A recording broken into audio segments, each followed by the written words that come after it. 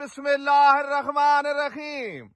पुकार चैनल का नुमाइंदा बस्ती शाहीनाबाद से आपको इस वक्त खुश आमदेद कहता है।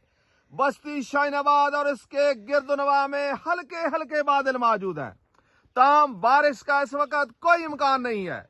बहुत ही प्यारा मंजर है इस वक्त बस्ती शाहीनाबाद पे। कैमरामैन शमसुल आरिफीन साहब आपको इस वक्त बस्ती शाहीनाबाद और उसके गिरदनवा के नजारे दिखाते हुए, ये देखिए सूरज गरूब होने के मनाजिर। बहुत ही प्यारा मंजर है इस वक्त बस्ती शाहीनाबाद और उसके गिरदनवा में। लहलाते फूल अपनी खूबसूरती का मंजर पेश करते हुए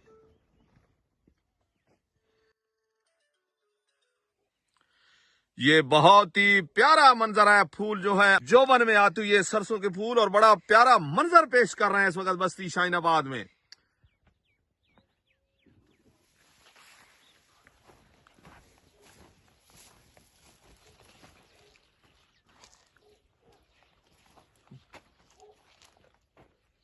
माशाल्लाह बड़ा ही हसीन मंजर बस्ती शाहीनाबाद में। कहें परिंदे चहचहा रहे हैं, कहें जनाब फूल नजर आ रहे हैं, हर तरफ सब्जा ही सब्जा है।